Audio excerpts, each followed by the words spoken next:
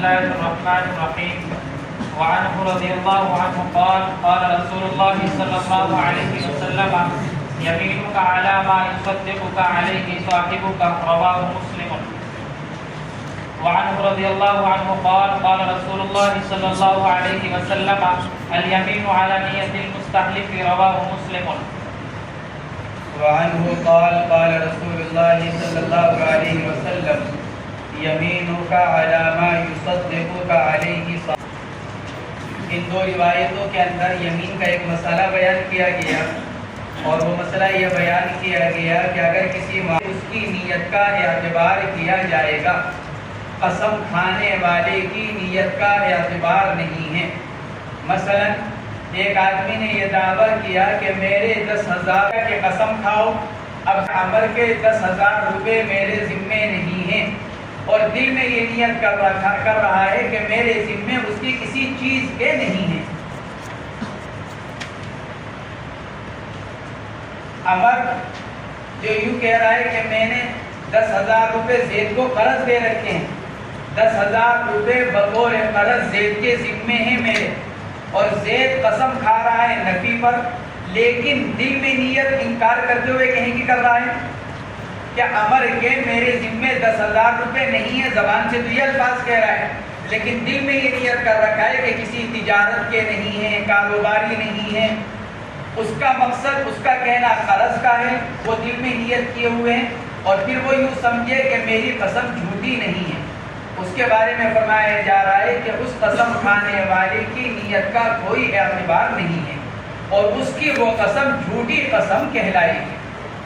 اس کو فرما رہے ہیں یمینک علی ما یصدقک علیہ صاحبک. گویا کہ مراد کہ یمین منعقد ہوگی اس معنی پر جس کا ارادہ مستحلف کر رہا ہے. قسم کھلوانے والا جس نیت سے قسم کھلوا رہا ہے اسی کا اعتبار کیا جائے گا. حالف اگر اپنے دل میں کوئی اور نیت کر رہا ہے تو حالف کی اس نیت کا کوئی اعتبار نہیں کیا جائے گا. لیکن یہ جب ہے جب کہ حالف حق پر ہو، اور اگر مستحلف ظالم ہے قسم کھلوانے والا، اگر مستحلف مظلوم ہے پھر تو حالف کی نیت کا اعتبار نہیں، جیسے کہ ان احادیث شریفہ کے اندر فرمایا جا رہا ہے. لیکن اگر مستحلف یعنی قسم کھلوانے والا جو اپنا حق ثابت کر رہا ہے اگر وہ ظالم ہے اور یہ قسم کھانے والا بیچارہ مظلوم ہے تو پھر ایسی صورت میں اسی کی نیت کا اعتبار کیا جائے گا. حضرت سوید بن حنظلہ رضی اللہ تعالیٰ عنہ کی روایت امام ابو داؤد نے نقل کی کہ ہم مکہ مکرمہ سے نکلے، چند ساتھی ہجرت کرتے ہوئے مدینہ منورہ کی نیت سے. راستے میں لوگوں نے پکڑ لیا ہمیں، کفار مکہ نے. اب ہمارا تو کوئی نہ کوئی جان پہچان کا موجود تھا، لیکن ان میں ایک صحابی حضرت وارث رضی اللہ تعالیٰ عنہ، وہ ایک بالکل اجنبی تھے جن کا کوئی جان پہچان کا نہیں تھا. تو دشمنوں نے ان کو روک لیا اور ہمارے ساتھیوں سے پوچھا تم میں سے کسی کی اس سے رشتہ داری ہے، اور قسم کھلوانی چاہیے انہوں نے. ہمارے ساتھیوں نے یہ سوچ کر قسم نہیں کھائی کہ جھوٹی قسم ہو جائے گی، لیکن وہ کہتے ہیں سوید بن حنظلہ کہ میں نے قسم کھا لی، میں نے کہا یہ میرے بھائی ہیں. دشمنوں نے ان کو چھوڑ دیا میرے بھائی قسم کھانے کی وجہ سے. فرماتے ہیں ہم جب مدینہ منورہ پہنچے حضور اکرم صلی اللہ علیہ وسلم کے سامنے ہم نے یہ واقعہ بیان کیا، اور میں نے یہ عرض کیا کہ یا رسول اللہ میرے ساتھیوں نے قسم کھانے سے اس لیے احتیاط کی کیونکہ وہ جھوٹی قسم ہو جاتی، کیونکہ وائل ہم میں سے کسی کے سگے بھائی تو ہیں نہیں، رشتہ دار بھی نہیں ہیں، اس لیے ہمارے ساتھیوں نے قسم نہیں کھائی، لیکن میں نے قسم کھا لی کہ یہ میرے بھائی ہیں. آپ نے فرمایا صدقت ان المؤمن اخو المؤمن. آپ نے فرمایا تم نے ٹھیک کیا، اس لیے کہ ایمان والا ایمان والے کا بھائی ہے. اور انہوں نے اسی نیت سے قسم بھی کھائی تھی. گویا کہ یہاں پر حالف کی نیت کا اعتبار کیا گیا اس کے مظلوم ہونے کی حالت میں. تو یہ جو احادیث شریفہ کے اندر فرمایا گیا کہ حالف کی نیت کا اعتبار نہیں بلکہ مستحلف کی نیت کا اعتبار ہے، یہ اس وقت ہے جبکہ مستحلف مظلوم ہو، صاحب حق ہو، اور اگر حالف صاحب حق ہے یا حالف مظلوم ہے تو پھر حالف ہی کی نیت کا اعتبار کیا جائے گا، جیسا کہ ابو داؤد شریف کی اس روایت سے معلوم ہوتا ہے۔ نیز حالف کی نیت معتبر نہیں، مستحلف کی نیت معتبر ہے، جیسا کہ حدیث میں فرمایا جا رہا ہے، یہ جب ہے جب کہ قسم اللہ کی کھائی جا رہی ہو۔ لیکن اگر حالف قسم کھا رہا ہے کس کی؟ طلاق کی، عتاق کی،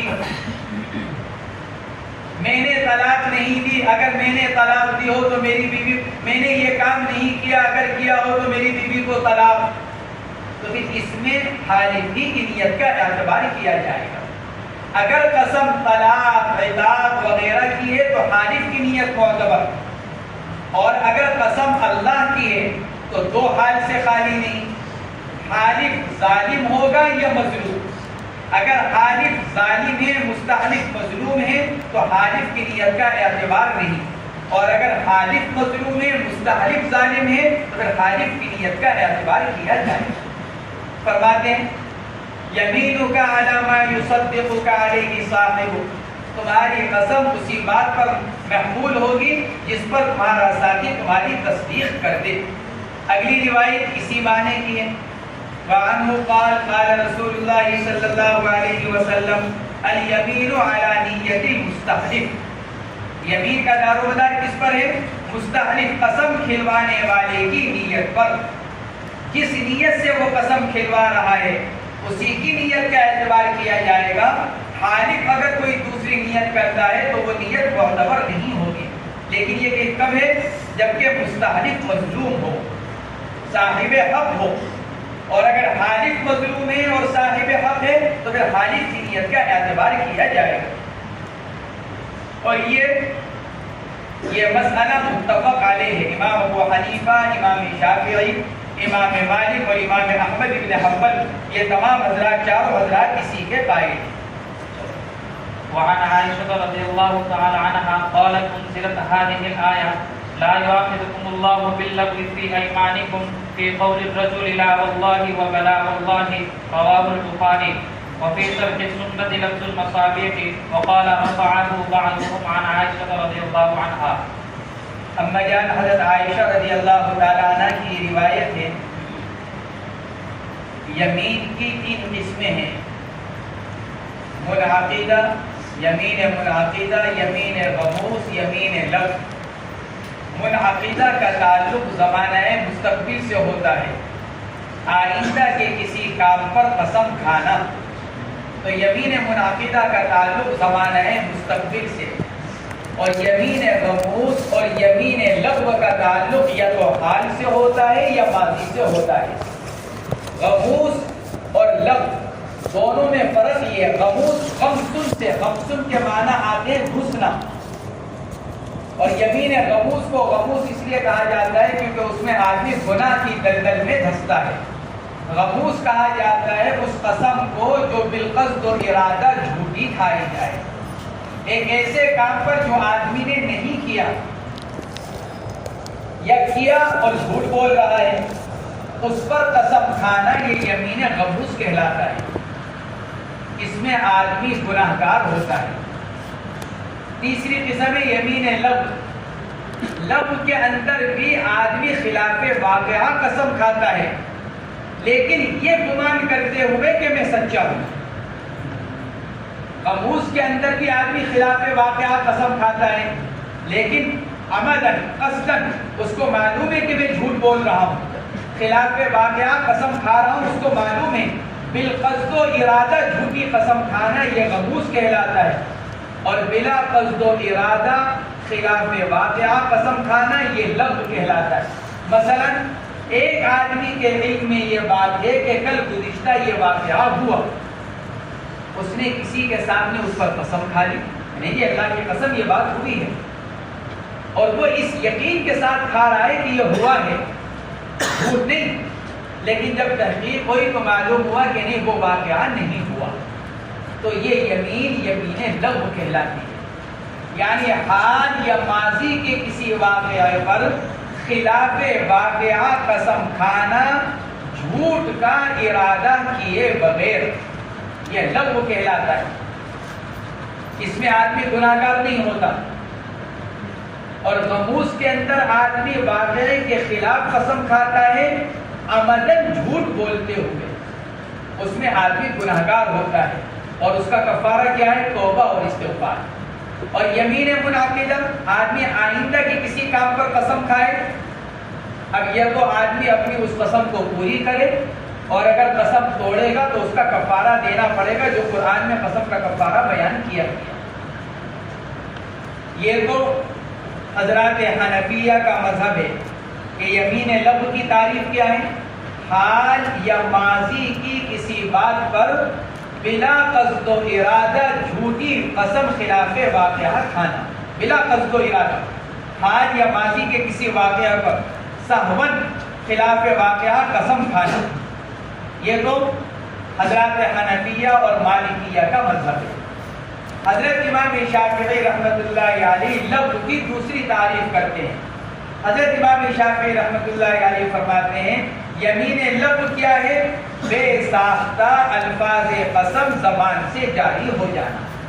جیسے عربوں سے اگر بات کرو گے تو عرب اگر 10 بات کریں گے تو 10 میں سے 5 باتوں کے اندر ان کی زبان پر لفظ واللہ ضرور آئے گا، لفظ واللہ ضرور آئے گا عربوں کی زبان کے اوپر۔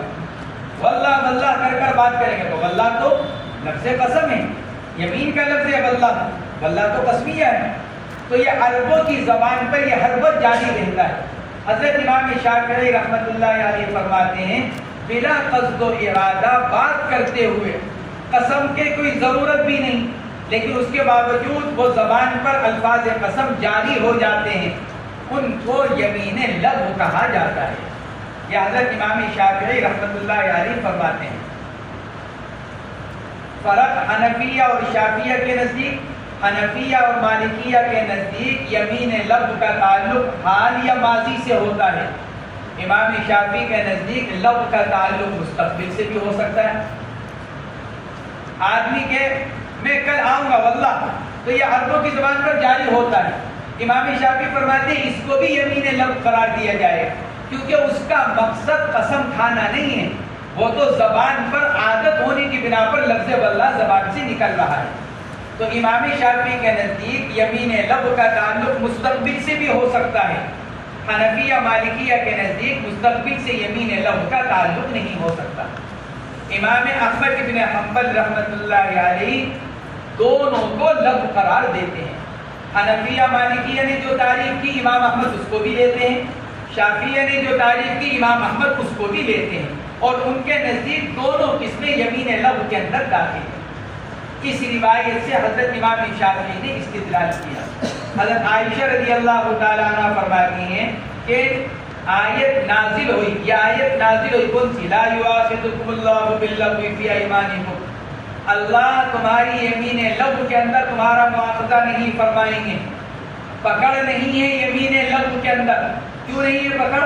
کیونکہ آدمی بالقصد و ارادہ جھوٹ نہیں بول رہا ہے، بلکہ وہ تو اپنے گمان کے مطابق واقعے کے مطابق قسم کھا رہا ہے، اپنے علم کے مطابق واقعے کے مطابق قسم کھا رہا ہے۔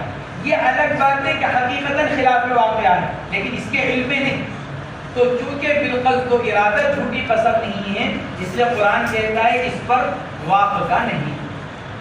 اب اس سے مراد یمین لغو سے مراد کیا؟ کہ قرآن نے تو کہا یمین لغو میں مواخذہ نہیں، تو اب یمین لغو کسے کہیں گے؟ حضرت عائشہ فرماتی ہیں فی قول الرجل لا واللہ وبلا واللہ، حضرت عائشہ فرماتی ہیں کہ اس سے مراد کیا؟ زبان پر محض الفاظ قسم کا جاری ہو جانا، جیسے آدمی بات کرتے کرتے لا واللہ بلا واللہ جیسے عربوں کی عادت ہے۔ اس سے حضرت امام شافعی نے استدلال کیا کہ یمین لغو کی تعریف کیا؟ بلا قصد و ارادہ زبان پر الفاظ قسم کا جاری ہو جانا۔ اب اس کا تعلق ماضی سے بھی ہو سکتا ہے، حال سے بھی ہو سکتا ہے، اور مستقبل سے بھی ہو سکتا ہے۔ حضرات حنفیہ کی طرف سے اس کا جواب یہ دیا گیا کہ ہمارے نزدیک بھی یہ یمین لغو ہے بشرطے کہ اس کا تعلق حال یا ماضی سے ہو جائے. بلا واللہ، لا واللہ، یہ الفاظ قسم ہم بھی ان کو یمین لغو قرار دے سکتے ہیں بشرطے کہ ان کا تعلق کس سے ہو؟ حال یا ماضی سے، اور اس کو اسی پر محمول کیا جائے گا. حنفیہ فرماتے ہیں چنانچہ اس کی دلیل کیا ہے؟ عبداللہ ابن عمر رضی اللہ تعالیٰ عنہ فرماتے ہیں ایک مرتبہ میں اما جان حضرت عائشہ رضی اللہ تعالیٰ عنہ کے پاس گیا اور میں نے جا کر ان سے یمین لغو کے بارے میں پوچھا. فسألتها عن اللغو، میں نے ان سے یمین لغو کے بارے میں پوچھا. عبداللہ ابن عمر تھے اور ان کے ساتھ ایک صاحب اور، نام نہیں آتا ان کا، یہ دونوں حضرت مطر رحمت اللہ علیہ تابعی ہیں فاسق. وہ کہتے ہیں کہ ایک صاحب اور عبداللہ ابن عمر یہ دونوں اما جان حضرت عائشہ کے پاس گئے اور جا کر یمین لغو کے بارے میں معلوم کیا کہ یمین لغو کس کو کہتے ہیں. تو حضرت عائشہ رضی اللہ تعالی عنہ نے جواب دیا قول الرجل فعلنا کذا وصنعنا کذا. تو حضرت عائشہ رضی اللہ تعالی عنہ نے یمین لغو کی مثال کو بیان کرتے ہوئے ماضی کا صیغہ استعمال فرمایا کہ آدمی یوں کہ فعلنا کذا واللہ وصنعنا کذا واللہ. حنفیہ فرماتے ہیں اس سے معلوم ہوا کہ یہاں پر بھی جو امام حضرت عائشہ فرماتی ہے فی قول الرجل لا واللہ وبلا واللہ، اس کا تعلق کس سے؟ زمانہ ماضی سے. اور جب اس کا تعلق زمانہ ماضی یا حال سے ہو گیا تو ہم بھی اس کو یمین لغو قرار دیتے ہیں. لہذا یہ حدیث ہمارے خلاف نہیں ہے اور ہمارے خلاف اس کو دلیل سمجھنا یہ صحیح نہیں ہے، کیونکہ دوسری روایت سے صراحتاً یہ معلوم ہو رہا ہے کہ اما جان حضرت عائشہ رضی اللہ تعالی عنہ ان الفاظ کو ماضی کے اوپر محمول کرتی ہیں. یا حنفیہ کی طرف سے یہ اس کا جواب دیا گیا فی قول الرجل لا واللہ وبلا واللہ. رواہ البخاری، فرماتے ہیں کہ امام بخاری نے اس روایت کو نقل کیا اور شرح السنہ کے اندر بھی یہ روایت ہے، لیکن مصابیح کے الفاظ وقال رفعه بعضهم عن عائشہ، لیکن صاحب مصابیح نے اس روایت کو حضرت عائشہ کے واسطے سے مرفوعا نقل کیا. اس روایت سے تو معلوم ہو رہا ہے کہ یہ حضرت عائشہ نے فرمایا، اور مصابیح کی روایت سے معلوم ہوتا ہے کہ اللہ کے نبی علیہ السلام نے ارشاد فرمایا. چاہے وہ ہو چاہے یہ ہو، اگر اس کو حضرت عائشہ کا قول بھی قرار دیا جائے جیسا کہ بخاری سے یہ معلوم ہوتا ہے، تو حضرات اہل اصول نے اس بات کی صراحت کی ہے کہ آیت قرآنیہ کے نزول کے بارے میں اگر صحابی کوئی بات ارشاد فرماتے ہیں تو وہ بھی حدیث مرفوع کے حکم میں ہے، کیونکہ آیت شریفہ کا نزول اللہ کے نبی پر ہو رہا ہے. لہذا اگر اس سے متعلق اگر کوئی صحابی کوئی بات نقل کر رہے ہیں آیت کے نزول کے بارے میں کہ یہ آیت فلاں واقعے میں نازل ہوئی یا فلاں کے بارے میں نازل ہوئی، تو اس کو بھی مرفوع کا درجہ دیا جاتا ہے. تو اگرچہ امام بخاری نے اس کو موقوفاً علی عائشہ نقل کیا ہے، لیکن اس کے باوجود یہ مرفوع کے ہی حکم میں ہے، اور صاحب مصابیح نے تو صراحتاً اس کو مرفوعاً نقل کیا. لہذا اس میں کوئی اشکال اور کوئی تضاد نہیں ہے. الفصل الثاني عن ابي هريره رضي الله عنه قال قال رسول الله صلى الله عليه وسلم لا تحلفوا بآبائكم ولا بأمهاتكم ولا بالأنداد ولا تحلفوا بالله الا وانتم صادقون. رواه ابو داود والنسائی. یہ روایت ماں قبل میں گزر چکی ہے. حضرت ابو ہریرہ رضی اللہ تعالی عنہ کی روایت ہے، آپ علیہ السلام نے ارشاد فرمایا لا تحلفوا بآبائکم ولا بأمہاتکم. اصول کی قسم کھانے سے منع کیا جا رہا ہے تو فروع کی قسم کھانا بدرجہ اولا ممنوع ہوگا. جب اصول جو فروع کے مقابلے پر جن کی اہمیت زیادہ ہے، جن کا درجہ بڑھا ہوا ہے، اولاد کے مقابلے پر ماں باپ کا درجہ کہیں زیادہ ہے، تو جب ان کی قسم کھانا ممنوع ہے تو اولاد کی قسم کھانا بدرجہ اولا ممنوع ہوگا. لا تحلفوا بآبائکم ولا بأمہاتکم، لہذا ان الفاظ سے قسم بھی نہیں ہوگی اگر کوئی آدمی باپ کی قسم کھائے، ماں کی قسم کھائے، بچوں کی قسم کھائے تو اس سے شرعاً قسم نہیں ہوگی بلکہ آدمی الٹا گناہ گار ہوگا۔ لا تحلفوا بآبائکم ولا بأمہاتکم ولا بالانداد، اور نہ قسم کھاؤ بتوں کی، ولا بالانداد، اوپر الفاظ آئے تھے لا تحلفوا بالطواغی، وہاں طواغی کو بتلایا گیا تھا کہ طواغی جمع طاغیہ کی بمعنی بت، یہاں بتلا دیا گیا انداز جمع ہے ندن کی، ندن کے معنی آتے بت کے۔ فرماتے ہیں ولا بالانداد ولا تحلفوا باللہ، اور اللہ کی قسم بھی مت کھاؤ الا یہ کہ وہ سچی ہو، الا وانتم صادقون، اور مت کھاؤ اللہ کی بھی قسم مگر یہ کہ تم سچ بولنے والے، سچ قسم کھانے والے ہو۔ گویا کہ جھوٹی قسم کھانے سے روکا گیا۔ ماں باپ کی قسم مت کھاؤ، بتوں کی قسم مت کھاؤ، جھوٹی قسم مت کھاؤ۔ تو یہاں پر جھوٹی قسم کھانے کو گویا کہ اشارتاً بتوں کی عبادت کے ساتھ، بتوں کی قسموں کے ساتھ ملا دیا گیا۔ دوسری روایت کے اندر اور صراحت ہے، ایک روایت کے اندر آتا ہے اللہ کے نبی علیہ الصلوۃ والسلام نے صحابہ کرام سے ارشاد فرمایا الا انبئکم باکبر الکبائر، ارے کیا میں تم کو بڑے گناہوں میں سے بھی بڑے گناہ نہ بتلاؤں؟ کون سے ہیں؟ کبیرہ گناہوں میں بھی کبائر۔ صحابہ اکرام نے عرض کیا یا رسول اللہ ارشاد فرمائیں، تو آپ نے مختلف گناہ دیا، ان میں سب سے پہلے شرک کو بیان کیا، پھر قتل نفس کو بیان کیا، اور پھر اس کے بعد آپ ٹیک لگائے ہوئے تھے، آپ سیدھے ہو کر بیٹھے اور سیدھے ہو کر آپ نے ارشاد فرمایا وقول الزور، شہادت الزور، جھوٹی بات کہنا، جھوٹی گواہی دینا، اسی میں جھوٹی قسم کھانا بھی آ گئی۔ اس لیے گویا کہ آپ اس روایت کے اندر ولا تحلفوا باللہ الا وانتم صادقون، گویا کہ اللہ کے نبی علیہ الصلوۃ والسلام جھوٹی قسم کے کھانے سے منع فرما رہے ہیں اور تنبیہ فرما رہے ہیں۔ وعن ابن عمر رضی اللہ عنہما قال سمعت رسول اللہ صلی اللہ علیہ وسلم يقول من حلف بغیر اللہ فقد اشرک، رواه الترمذی۔ عبداللہ ابن عمر رضی اللہ تعالیٰ عنہ کی روایت ہے، فرماتے ہیں میں نے رسول اللہ صلی اللہ علیہ وسلم کو فرماتے ہوئے سنا جس نے اللہ کے غیر کی قسم کھائی، اللہ کے غیر کی قسم کھانا یہ تو اس کی تعظیم میں ہوگا، اگر اعتقاد اس کی تعظیم کا ہے تو پھر فقد اشرکا، تو پھر تو یہ شرک ہو گیا۔ لیکن اگر غیر اللہ کی قسم اس کی تعظیم کی بنا پر نہیں بلکہ محض مقصد اپنی بات کی تاکید، جیسے آدمی ماں کی قسم کھا لے، باپ کی قسم کھا لے، بچوں کی قسم کھا لے، تو بچوں کی تعظیم مقصود نہیں ہوتی، تو پھر ایسی صورت میں اس روایت کو تشدید پر محمول کیا جائے گا۔ جس کی قسم کھائی جائے، محلوف بھی، جس کے ذریعے سے قسم کھائی جا رہی ہے، اگر اس کی تعظیم کا اعتقاد رکھتے ہوئے قسم کھا رہا ہے تو پھر فقط اشرکا، اس نے شرک کیا۔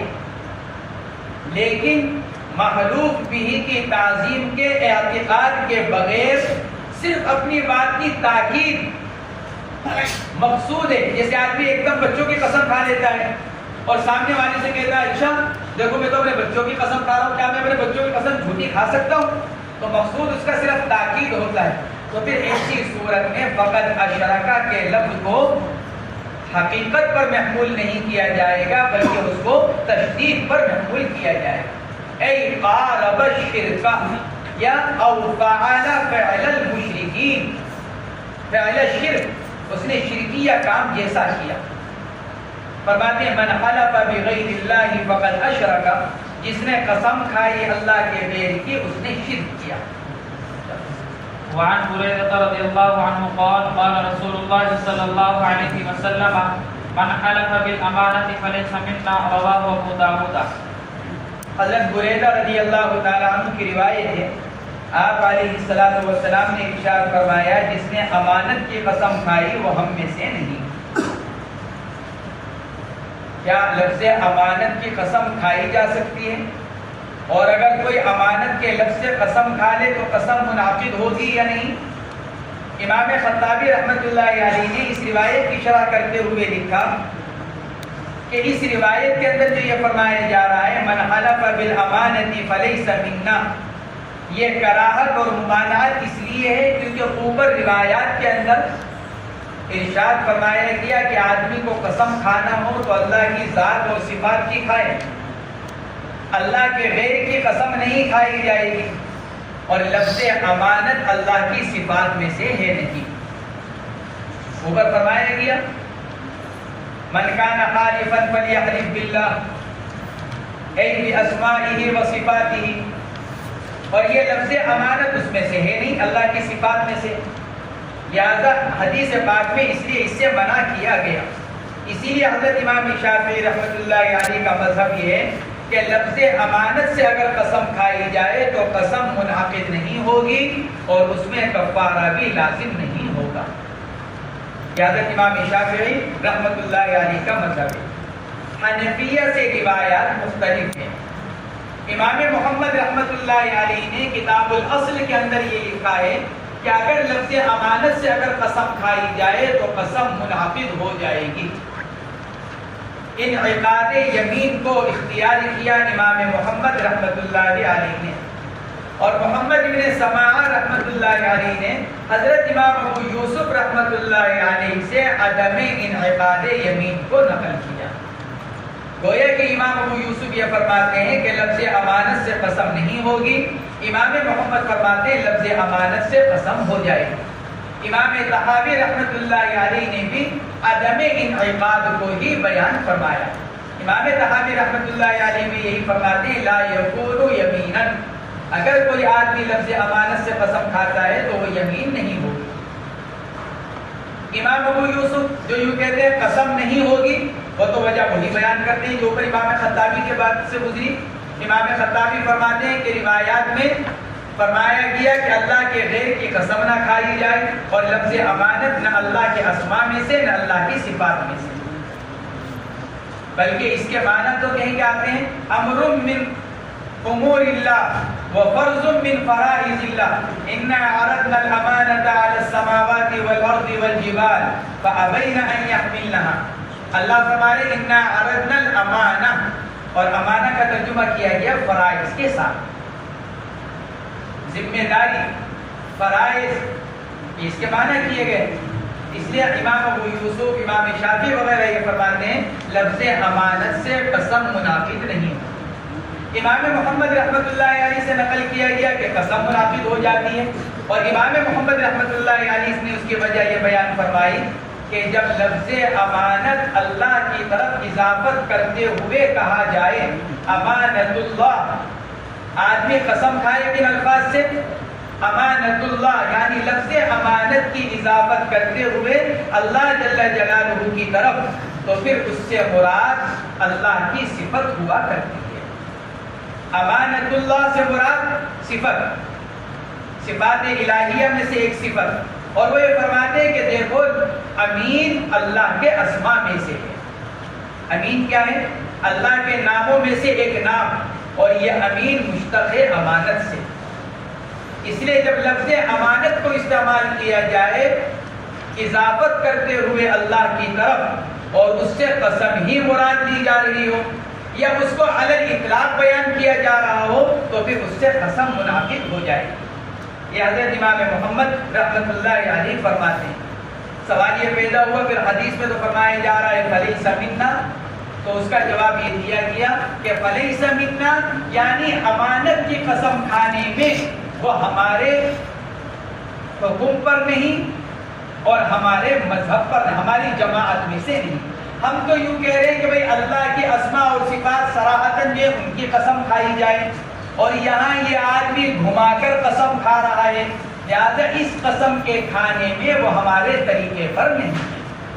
لیکن چونکہ قسم کھا رہا ہے اور گھوم کر وہ اللہ کی صفت بن سکتی ہے، لہذا قسم تو منعقد ہو جائے۔ یہ امام محمد رحمۃ اللہ علیہ سے نقل کیا گیا۔ من حلف بالامانۃ فلیس منا، یا پھر اس کو تشدید پر محمول کر لیا جائے، یا پھر اس کو قرار دیا جائے اس پر کہ جیسے جو حکیم ہوتے ہیں، سمجھدار جو لوگ ہوتے ہیں، وہ اس طرح کے الفاظ بیان کرتے ہیں کہ جس کی وجہ سے جو ان سے تعلق رکھنے والے ہوتے ہیں وہ خود سمجھ جاتے ہیں کہ بھئی یہ کام نہیں کرنا چاہیے. کوئی بڑا آدمی ہوتا ہے، کوئی شیخ ہے، کوئی عالم ہے، کوئی محدث ہے، استاد ہے، جس سے لوگ وابستہ ہیں، ان سے کوئی بات پوچھی گئی تو وہ کیا کہہ دیتے ہیں؟ ارے بھائی یہ کام تو ہم کو پسند نہیں. تو جو ان سے متعلق ہوتے ہیں وہ سمجھ جاتے ہیں کہ بھئی یہ کام نہیں کرنا چاہیے. تو اللہ کے نبی علیہ الصلوۃ والسلام نے بھی گویا کہ اسی کی طرف اشارہ فرمایا. ارے بھائی دیکھو جو اس طرح قسم کھائے گا وہ ہمارے طریقے پر نہیں. اب جو اللہ کے نبی سے محبت کرنے والا ہوگا وہ خود قسم کھانے سے روکے گا. گویا کہ اللہ کے نبی علیہ الصلوۃ والسلام کی مراد اور مقصود کیا ہے؟ ان الفاظ سے قسم نہ کھانا. لیکن اگر کوئی کھا لے تو امام محمد فرماتے ہیں قسم ہو جائے گی، اس لیے کہ امین اللہ کا نام ہے اور امین لفظ امانت سے مشتق ہے. وعنه رضي الله عنه قال قال رسول الله صلى الله عليه وسلم من قال إني بريء من الإسلام فإن كان كاذبا فهو كما قال وإن كان صادقا فلن يرجع إلى الإسلام سالما. رواه أبو داود والنسائي وابن ماجه. حضرت بریدہ رضی اللہ تعالیٰ عنہ کی یہ روایت حضور پاک علیہ الصلوۃ والسلام نے ارشاد فرمایا من قال انی بریء من الاسلام، جس آدمی نے قسم کھاتے ہوئے یوں کہا کہ اگر ایسا نہ کیا ہو میں نے، یا آئندہ کے بارے میں کہا کہ اگر میں فلاں کام نہ کروں تو میں اسلام سے بری، فإن كان كاذبا فهو كما قال. اگر وہ جان بوجھ کر جھوٹی قسم کھا رہا ہے تو جس بات پر وہ راضی ہو چکا ہے وہی ہوگا. اس لیے کہ رضا علی الکفر بھی کفر ہے. ایک آدمی کا کفر پر راضی ہو جانا یہ کفر ہے اور وہ خود اس کے اوپر راضی ہے. انی بریء من الاسلام فإن كان كاذبا فهو كما قال. محدثین نے لکھا ہے حقیقتاً وہ کافر نہیں ہوگا، اسلام سے نہیں نکلے گا، بلکہ اس کو تشدید پر محمول کیا جائے گا تاکہ آدمی اس طرح کی قسم کھانے سے بچے. اور ماقبل میں بتایا جا چکا ہے کہ حضرت امام شافعی وغیرہ کے نزدیک تو یہ الفاظ قسم ہے ہی نہیں. اگر کوئی آدمی یہ قسم کھاتا ہے کہ اگر میں فلاں کام کروں تو میں یہودی ہو جاؤں یا نصرانی ہو جاؤں اور پھر وہ کر لے تو حضرت امام شافعی کے نزدیک تو یہ قسم ہی منعقد نہیں ہوتی. حنفیہ کے نزدیک قسم منعقد ہو جاتی ہے اور پھر آدمی کے لیے قسم توڑنے کی صورت میں کفارہ لازم ہوگا. وَإِن كَانَ صَادِقًا فَلَن يَرْجِعَ إِلَى الْإِسْلَامِ سَالِمًا. اور اگر وہ بالفرض سچا بھی ہے اپنی قسم کے اندر تو پھر بھی اسلام کی طرف صحیح سالم نہیں لوٹے گا. کیوں؟ اس لیے کہ اس میں اس نے ایک طرح کی اسلام کی تخفیف کی ہے، تحقیر. اس نے گویا کہ اسلام کو اتنا ہلکا سمجھ لیا کہ اپنی ذرا سی ایک بات کے اوپر اسلامی کو چھوڑنے کے بارے میں بات کر رہا ہے تو گویا کہ اسلامی کے اندر اس کے خلل پیدا ہو گیا. اس لیے اگر وہ اسلام کی طرف اگر لوٹ بھی رہا ہے سچا ہونے کی صورت میں تو جب بھی اس کا اسلام مکمل نہیں رہا. تو اس روایت کو تشدید کے اوپر محمول کیا گیا. وعن ابي سعيد الخدري رضي الله عنه قال كان رسول الله صلى الله عليه وسلم اذا اجتهد في اليمين قال لا والذي نفس ابي القاسم بيده. رواه ابو داود. حضرت ابو سعید خدری رضی اللہ تعالی عنہ کی روایت ہے، فرماتے ہیں کہ رسول اللہ صلی اللہ علیہ وسلم جب زیادہ اہتمام کرتے قسم کھانے میں، اذا اجتهد في اليمين اي بالغ في تقرير القسم وتاكيده، یعنی بہت زیادہ تاکید کے ساتھ قسم اگر آپ کھانا چاہتے کسی معاملے پر تو کیا قسم کھاتے؟ لا. اب لا کے بارے میں تو وہی ہے جو ماقبل میں گزر چکا ہے، لا مقلب القلوب کے اندر. لا والذی نفس ابی القاسم بیدہ، قسم ہے اس ذات عالی کی جس کے قبضے میں، بیدہ ای تحت قدرتہ و ارادتہ، نفس ای روح یا ذات. قسم ہے اس ذات عالی کی جس کی قدرت میں میری جان ہے. ابو القاسم اللہ کے نبی کی کنیت. بعض روایات کے اندر نام کی صراحت آتی ہے والذی نفس محمد بیدہ، اور بعض جگہ آپ اپنی کنیت کو استعمال فرماتے. جب آپ زیادہ تاکید کے ساتھ قسم کھانا چاہتے تو آپ ان الفاظ کے ساتھ قسم کھایا کرتے. وعن ابي هريره رضي الله عنه قال كانت يمين. اس میں چونکہ اللہ تعالیٰ کی قدرت کا زیادہ اظہار ہے، کیونکہ بہت سے لوگ حضور اکرم صلی اللہ علیہ وسلم کے بارے میں غلو کے قائل ہو سکتے ہیں اور ہوئے بھی ہیں. تو اس لیے اللہ کے نبی علیہ الصلوۃ والسلام نے گویا کہ یہ قسم کھا کر یہ بتلا دیا کہ میں کچھ نہیں، قادر مطلق صرف اللہ جل جلالہ. والذی نفس ابی القاسم بیدہ، بھائی میری جان بھی انہی کے قبضے میں ہے، میری روح بھی انہی کے قبضے میں ہے. تو گویا کہ اللہ کی قدرت کا اظہار اس کو بیان کرنے کے لیے اللہ کے نبی علیہ الصلوۃ والسلام یہ قسم کھایا کرتے. كانت يمين رسول الله صلى الله عليه وسلم إذا حلف لا واستغفر الله، رواه أبو داود وابن ماجه. حضرت ابو ہریرہ رضی اللہ تعالیٰ عنہ کی روایت، رسول اللہ صلی اللہ علیہ وسلم جب قسم کھاتے تو بسا اوقات فرماتے لا واستغفر اللہ، لا واستغفر اللہ. بظاہر تو یہ یمین نہیں بلکہ یمین کسی صورت ہے، اس لیے راوی نے اس کو یمین قرار دے دیا. بعض حضرات نے تو یہ کہا لا واستغفر اللہ، یہ ظاہر میں یمین نہیں، لیکن کیونکہ یمین کسی صورت ہے اس لیے راوی نے اس کو کیا کہہ دیا، کانت یمین رسول اللہ صلی اللہ علیہ وسلم اذا حلف. بعض حضرات فرماتے کہ نہیں، یہاں پر واو قسمیہ، لا واستغفر اللہ، واستغفر اللہ میں واو قسمیہ اور مقسم بھی محذوف ہے. اے لا واللہ استغفر اللہ، لا واللہ تو لفظ واللہ قسم ہو گیا، اور پھر یہ لفظ استغفر اللہ مستقل ایک جملہ ہے. لا واللہ یہ تو جملہ قسمیہ ہو گیا اور استغفر اللہ یہ مستقل ایک جملہ ہو گیا، کیونکہ بسا اوقات قسم کے خلاف ظاہر ہو جاتا ہے. اس لیے حضور اکرم صلی اللہ علیہ وسلم نے کیا کیا کہ اس کے ساتھ ساتھ لفظ استغفر اللہ یعنی ساتھ ساتھ اللہ سے استغفار بھی فرما دیا. اگر بات خلاف واقعہ ہو جائے تو پھر کیا ہے، استغفر اللہ، میں اللہ سے مغفرت چاہتا ہوں، اللہ سے توبہ چاہتا ہوں. تو بعض حضرات تو یہ فرماتے ہیں کہ یہ الفاظ قسم میں سے نہیں ہے، لیکن چونکہ یمین کسی صورت اس لیے صحابی نے اس کو یمین قرار دے دیا. اور بعض حضرات فرماتے کہ نہیں، واو کو قسمیہ قرار دیا جائے، مقسم بھی کو محذوف قرار دیا جائے، یعنی لفظ اللہ کو اور استغفر اللہ کو جملہ مستقلہ اور مبتدیہ قرار دیا جائے. وعن ابن عمر رضی اللہ عنہما ان رسول اللہ صلی اللہ علیہ وسلم قال من حلف على يمين فقال ان شاء الله فلا حنث عليه، رواه الترمذي وابو داود والنسائي وابن ماجه والدارمي، وذكر الترمذي جماعة وقفوه على ابن عمر رضی اللہ عنہما. اس روایت کے اندر قسم میں استثناء کو بیان کیا گیا. اگر کوئی آدمی قسم کھاتے ہوئے انشاءاللہ کہہ دے تو قسم منعقد ہو جائے گی یا قسم ختم ہو جائے گی.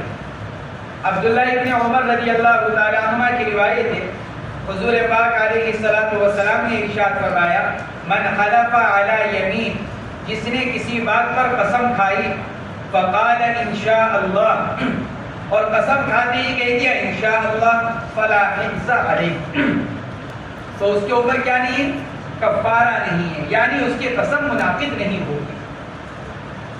حضرات ائمہ اربعہ اسی کے قائل ہیں. اگر کوئی آدمی قسم کھانے کے ساتھ ساتھ لفظ انشاءاللہ بھی کہہ دے تو قسم ختم ہو جائے. شرط یہ ہے کہ یہ استثناء متصلاً پایا جائے، لفظاً، صرف نیت نہیں، لفظاً پایا جائے. یہ حضرات ائمہ اربعہ فرماتے ہیں، الا یہ کہ کوئی عذر پیش آ جائے، مثلاً قسم کھاتے ہی ایک دم کھانسی اٹھ گئی، کھانسی رک جانے کے بعد پھر انشاءاللہ کہے تو وہ معتبر ہے. کھانسی اٹھنے لگی، سانس پھول گیا، ایک دم غصے میں ہے آدمی بہت زیادہ، سانس پھولنے لگا، اس لیے تھوڑا سا رک کر پھر لفظ انشاءاللہ کہا. یا قسم کھانے کے بعد ایک دم کسی نے منہ پکڑ لیا لیکن اس نے اپنا منہ چھڑا کر لفظ انشاءاللہ کہا. یعنی اگر کوئی وجہ پائی جا رہی ہے تاخیر کی تو اس تاخیر کا اعتبار نہیں اور لفظ انشاءاللہ معتبر ہو جائے گا. لیکن اگر کسی وجہ کے بغیر اگر تاخیر ہو گئی ہے تو پھر لفظ انشاءاللہ اثر نہیں کرے گا اور قسم منعقد ہو جائے گی. حضرت عبداللہ ابن عباس اور ان کے شاگرد رشید حضرت مجاہد رحمت اللہ علیہ سے یہ نقل کیا گیا کہ لفظ انشاءاللہ اثر نہیں کرے گا، لفظ انشاءاللہ اثر نہیں کرے گا اور قسم منعقد ہو جائے گی۔ یہ حضرت عبداللہ ابن عباس، اور اگر فصل ہو جائے تو عبداللہ ابن عباس رضی اللہ تعالیٰ عنہ یہ فرماتے ہیں کہ فصل کا کوئی اعتبار نہیں، فصل کے بعد بھی یمین لغو ہو جائے گی۔ یہ عبداللہ ابن عباس رضی اللہ تعالیٰ عنہ فرماتے ہیں ایک آدمی نے قسم کھائی اور پھر اس کے کچھ عرصے کے بعد جا کر کہہ رہا ہے انشاءاللہ۔ ایک روایت ان کی 1 مہینے کی ہے، ایک روایت عبداللہ ابن عباس کی 1 سال کی ہے۔ اگر آج ایک آدمی نے قسم کھائی اور ایک آدھ ہفتے کے بعد کہہ رہا ہے انشاءاللہ، تو عبداللہ ابن عباس فرماتے ہیں قسم ختم ہو گئی۔ گویا کہ ان کے نزدیک استثناء کے لیے فصل حائل نہیں ہوگا، کتنا ہی فاصلہ ہو جائے قسم اور استثناء میں، استثناء اپنا اثر ظاہر کرے گا۔ یہ حضرت عبداللہ ابن عباس رضی اللہ تعالی عنہ فرماتے ہیں۔ امام غزالی رحمت اللہ علیہ سے نقل کیا گیا، وہ یوں فرمایا کرتے تھے کہ عبداللہ ابن عباس رضی اللہ تعالی عنہما سے یہ قول ثابت نہیں۔ ابن عباس اتنے بڑے آدمی، اتنے سمجھدار، یہی الفاظ ہیں، ایسے سمجھدار، ایسے ذی علم آدمی، وہ ایسی بات کیسے کہہ سکتے ہیں؟ اس لیے کہ اگر یہی بات ہوتی جو ابن عباس کہہ رہے ہیں، پھر تو کوئی بھی آدمی قسم کے اندر خانیس نہ ہو، پھر کفارے کا کیا مطلب؟ پھر کفارے کا کیا مطلب؟ اب ایک آدمی نے کام نہ کرنے پر قسم کھا لی، اب ہفتہ 10 دن کے بعد اس کو وہ کام کرنے کی ضرورت پیش آ رہی ہے، تو حدیثیں تو کیا کہہ رہی ہیں؟ آدمی کام کر لے پھر کفارہ دے دے۔ اگر ابن عباس کے قول کو لے لیا جائے پھر کفارے کی کیا ضرورت؟ آدمی کام کرنے سے پہلے لفظ انشاءاللہ کہہ دے، قسم خود ختم ہو گئی۔ ارے بات سمجھ؟ تو امام غزالی رحمت اللہ علیہ یہ فرماتے ہیں کہ ابن عباس رضی اللہ تعالی عنہما کا یہ قول ان کے علم اور ان کے فہم کے سامنے سمجھ میں نہیں آتا، اور ایسا لگتا ہے کہ یہ بات ابن عباس سے ثابت نہیں ہے۔ اور اگر بالفرض اس کو تسلیم کر لیا جائے کہ نبی چلو عبداللہ ابن عباس رضی اللہ تعالی عنہ نے ایسا فرمایا ہوگا، تو پھر مطلب یہ کہ ابن عباس نے اسی وقت خاموشی کے ساتھ لفظ انشاءاللہ کہا ہوگا، یعنی وہ یہ کہتے ہیں کہ حالف نے کہا ہوگا اور اس کو ظاہر کچھ عرصے کے بعد اس نے کیا ہوگا، تو فیما بینہ و بین اللہ اس کی تصدیق کی جائے۔ ایک آدمی یوں کہہ رہا ہے کہ جی میں نے قسم کھائی تھی لیکن میں نے انشاءاللہ بھی کہہ دیا تھا، اگرچہ سامنے والے کو سنائی نہیں دیا، تو ابن عباس رضی اللہ تعالیٰ عنہ کے اس قول کو اسی پر محمول کر لیا جائے کہ فیما بینہ و بین اللہ تو تصدیق کی جائے گی، لیکن اگر یہ معاملہ قاضی کی عدالت میں پہنچ جاتا ہے تو قاضی اس کی اس بات کو قبول نہیں کرے گا۔ یہ امام غزالی رحمت اللہ علیہ نے لکھا ہے۔ یہاں پر ایک واقعہ بھی ملا علی قاری وغیرہ نے نقل کیا، حضرت امام ابو حنیفہ رحمت اللہ علیہ کا خلیفہ منصور کے ساتھ خلیفہ تھے محمد ابن اسحاق صاحب مغازی، مشہور مؤرخ ابن اسحاق، محمد ابن اسحاق مشہور راوی وہ ہیں مؤرخ، ان کا واقعہ ہے امام ابو حنیفہ کے ساتھ۔ خلیفہ منصور کے ہاں امام ابو حنیفہ رحمت اللہ علیہ کی بڑی وقات تھی، ان کو یہ بات پسند نہیں آئی تو انہوں نے امام ابو حنیفہ کی شکایت کی خلیفہ منصور سے۔ ابو حنیفہ آپ کے جد امجد عبداللہ ابن عباس کی مخالفت کرتے ہیں۔ عبداللہ ابن عباس تو یہ فرماتے ہیں کہ استثناء میں فصل قبول ہے، یمین کے اندر اگر استثناء کرتے وقت فصل ہو جائے تو وہ کیا ہے؟ قبول ہے، اور فاصلہ مانع نہیں بنے گا۔ لیکن ابو حنیفہ یوں کہتے کہ نہیں، اگر فصل ہو جائے گا تو لفظ انشاءاللہ سے قسم ختم نہیں ہوگی۔ یہ آپ کے جد امجد کی مخالفت کرتے ہیں۔ خلیفہ منصور کو غصہ ہے، ایک تو عبداللہ ابن عباس اتنے بڑے صحابی، پھر میرے جد امجد میرے خاندان کے بڑے، اور میری موجودگی میں میرے سامنے میرے دادا کی مخالفت، تو انہوں نے امام ابو حنیفہ کو بلایا اور ناراضگی کا اظہار کیا۔ امام ابو حنیفہ رحمۃ اللہ علیہ نے دلیل نہیں دی کہ حدیث پڑھ کر سنائی ہو، اس لیے کہ بادشاہ کو دلیل نہیں چاہیے، بادشاہ کو بات سمجھ میں آتی ہے کب؟ جب بات خود اس کی اپنی ذات پر آ جائے، اس کا نفع نقصان اگر اس کے سامنے ظاہر کر دیا جائے تو وہ بات کو بہت جلدی قبول کرے گا، کیونکہ اس کے سامنے تو اس کی بادشاہت ہے۔ امام ابو حنیفہ رحمۃ اللہ علیہ نے فرمایا کہ خلیفۃ المسلمین میں جو بات کہتا ہوں اس میں آپ کی خلافت اور بادشاہت کی حفاظت ہے۔ میں جو بات کہہ رہا ہوں اس میں کیا ہے؟ آپ کی خلافت کی حفاظت ہے۔ کیسے؟ کہ جی آپ خلیفہ ہیں، لوگ آتے ہیں آپ سے بیعت کرنے کے لیے سمع و طاعت پر، ہم نے خلیفہ کی خلافت کو قبول کیا، موت تک ہم ان کی اطاعت کو قبول کرتے ہیں، اب آپ کے سامنے بیعت کریں گے، باہر جا کر لفظ انشاءاللہ کہیں گے تو بیعت تو ختم ہو گئی۔ یہ بات تو صحیح ہے تمہاری،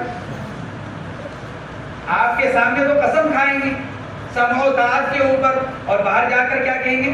انشاءاللہ، تو آپ کی عمارت اور خلافت تو ختم، وہ بیعت تو ختم ہو گئی، کیونکہ عبداللہ ابن عباس کے قول کے مطابق اگر ایک ہفتے کے بعد بھی اگر لفظ انشاءاللہ کہہ دیا جائے گا تو لفظ انشاءاللہ سے پہلے کی جو بات ہے وہ ختم، تو ان کی بات سمجھ میں آئی اور یوں کہا کہ نہیں تمہاری بات ٹھیک ہے، اور پھر محمد ابن اسحاق کو بلایا اور ان کے اوپر شدید ناراض ہوئے اور ان کو اپنی مجلس سے چندہ کر دیا کہ تم تو میری خلافت ختم کرنے کے چکر میں ہو، تمہاری موجودگی تو میری خلافت کو نقصان پہنچا سکتی ہے، اگر میں تمہاری بات میں آ کر ابو حنیفہ کو نکال لیتا اپنی مجلس سے تو پھر، اور ابن عباس رضی اللہ تعالیٰ عنہ کا یہ قول چلتا تو میری خلافت تو گئی۔